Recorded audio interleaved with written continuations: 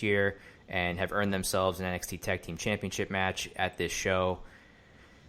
I think that they're giving a lot of TV time and attention to Riddle and Dunn, and I don't quite get the feeling that they're going to have one of them turn on the other right now, so I think they're going to go with the Broserweights winning the NXT Tag Team Championships this weekend, so I'm going with Riddle and Dunn.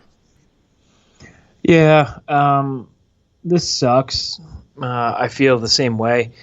I'm not big on the Broserweights, Joe. Peter Dunne, I'm a fan of individually. Matt Riddle, I don't. How can I say this politically? I don't get the Matt Riddle love. I mean, I think it's kind of cool. It's like the RVD of the 2020. I think the whole stoner thing really resonates with the kids, and they think he's hilarious, and they make all these 420 jokes. Yeah, it's not. It doesn't resonate with me. I think it's pretty stupid, to be honest with you. I didn't like the. I think on Busted Open they referred to it as a Bill and Ted's Excellent Adventure esque vignettes on NXT with them traveling. It's not really resonating with me, Joe. Are you finding that, or is it just me? Yeah, I saw some of those vignettes on the show this past week. I don't mind them just kind of being thrown together as a team, but now they've kind of turned it into a little bit of a comedy act, almost a buddy cop type situation where there's obviously very different personalities, but they're really pushing them, and just based off of what I know WWE style booking to be, it would seem that they're going to go all the way with these guys and give them the titles. So it's not my favorite thing, but I think that's where they're going to wind up. So. Yeah, WWE loves to take two singles guys who aren't really doing much separately, put them together and make them a tag team and have them beat established tag teams. And unfortunately, I agree with you, and I think that's what's going to happen here. So my pick officially are the new tag team champions, the Broserweights. So let's go to a singles match here that has a good amount of backstory. It's Finn Balor versus Johnny Gargano. Balor last year, shortly after the time I think that NXT went on to USA and expanded to 2 hours, returned, declared himself that he was going to be in NXT, so no longer on the main roster. And then not that long after that, turned on Johnny Gargano, and they've had a pretty solid feud since then. Gargano hasn't wrestled at a Takeover in a little bit. He missed the last one or two, I believe, just because of injuries and things of that nature. So this is his first Takeover back. He always puts on a good performance, as everybody knows who watches NXT Takeovers. So I don't know, man. I think that I just feel like Gargano seems to be able to absorb losses a good amount and continue on. And my opinion is that for the better of the brand and the show, that Balor probably should win this match. So I'm going to go with Finn Balor to defeat Johnny Gargano. Yeah, I don't like how much. I mean, not that I don't like how much we're agreeing, but I think that's why, like I said, this is more of a paint by numbers takeover. I would agree with you so far to this point, and I feel like, Gargano. It'd be different if Balor hadn't already done that beatdown of Gargano, right? Like if they hadn't done that, then they could have Johnny win here, Balor get the heat back and do the beatdown on him afterwards and have a return match, but that wasn't the case. So I'm going to go with Finn Balor. I think he's probably leading to be the face of the brand, or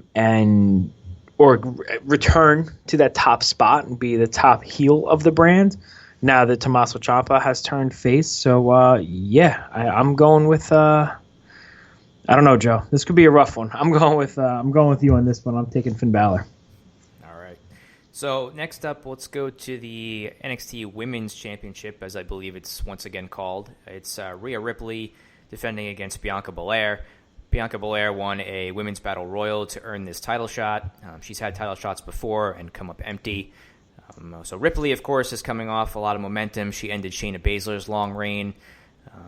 I think it was either January or December, late December, early January, somewhere around there. But she's got a lot of momentum. She's being pushed. She's even appearing on Raw now, teasing a feud with Charlotte Flair for WrestleMania. So I think just for that reason, I'm going to go with Rhea Ripley. Now, I would not be surprised, I guess, if Bianca Belair won this match, only because I could see them maybe doing a triple threat based off of what they had done on NXT a couple weeks ago, and Belair having a strong run in the Women's Royal Rumble this year. But I think I'm going to go chalk and take Rhea Ripley to retain. Oof, this is getting worse, Joe. Yeah, I'm with you on this one, but I also kind of feel like they've almost booked themselves into a corner here. Wouldn't you agree with me? Because you made Bianca Belair look so good in the Rumble. You have her face Rhea Ripley. Charlotte came out and challenged Rhea Ripley, therefore putting Ripley on the pedestal.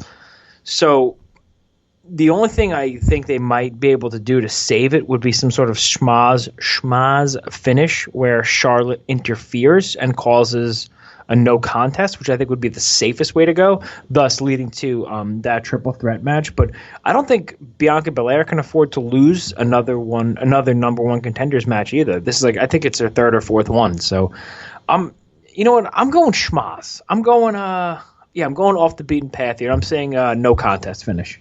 No contest. All right. So now that's going to take us to the main event. It is Adam Cole defending the NXT Championship against Tommaso Ciampa. Again, I think folks that follow the product know the story here. Cole won the title last June, actually, so he's had a very long run with the NXT Championship here.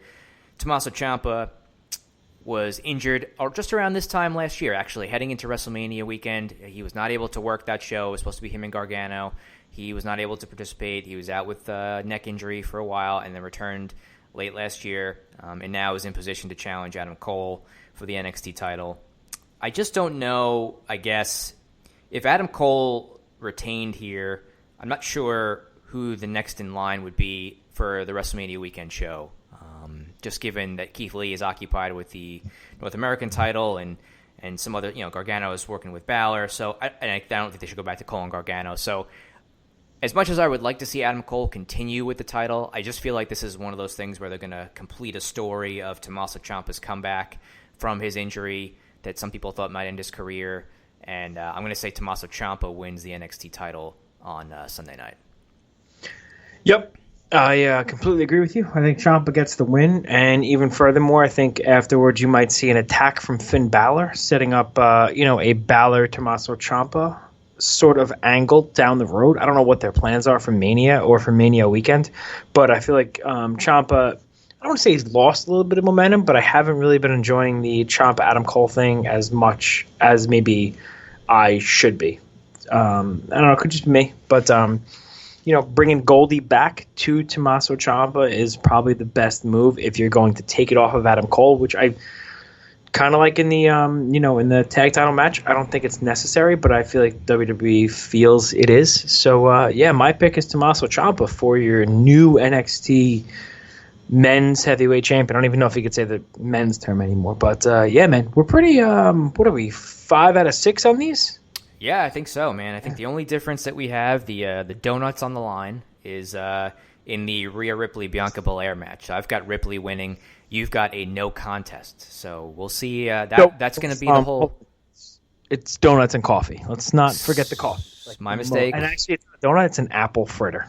Okay. All right. Apple fritter and coffee is on the line in specifically the Rhea Ripley versus Bianca Belair match tomorrow night. So high stakes all around tomorrow night at NXT TakeOver Portland on the WWE Network. I think they're also making a mistake there by putting it on the network. I think this, the TakeOver show should be on USA, being that the weekly show is on USA. I don't know how much longer. They probably have a deal with the network where it has to be that way, but I don't know, man. NXT to me, I don't want to be, a stick in the mud here, but it's been kind of a wavering show. I haven't really been enjoying it as much as I used to, and that kind of stinks. I'm really hoping this NXT TakeOver kind of injects some life back into the brand for me. Yeah, I'm with you on that sentiment for sure. I think that at least I can say I feel confident on paper that the matches listed here should deliver. So I'm hopeful that after the show's over, everyone will be talking about how great the matches were and how quality it was, even though maybe the television product has not been as strong as it was prior to the move to the USA Network. Do you need more Cameron Grimes? I need less Cameron Grimes on my television. I need less Bronson Reed as well. If we can fix those couple things, I think we might be headed in the right direction. Can you find a way to make me care about Kushida too while you're doing things? I feel like if we put our heads together, we probably could make people care about Kushida more than they currently do. He feels like he's been a little bit underutilized since bringing him over to the brand and them kind of championing him as like one of the biggest, if not the biggest signing in the history of NXT, and he doesn't seem to have a lot of traction. So I think we could probably fix him better than, or book him better than the NXT booking staff is booking him at the moment. Maybe we could tweet some ideas to Trips, see if they come up with anything, huh? Yep. Send it to the H's, bro. Yeah, send it to the H's. Well, I'll be watching the matches tomorrow night with Single H. Hunter, we'll be doing some live tweeting. I'll be actually get a chance to watch him live, which I'm looking forward to. And if you want to follow us along on any kind of social media, all you need is at All Night Long WP, Facebook.com/All Night Long WP, YouTube.com/All Night Long Wrestling Podcast. Once again, we are your host. He's the Stallion. I am the Enforcer, and we are tapping out until next week.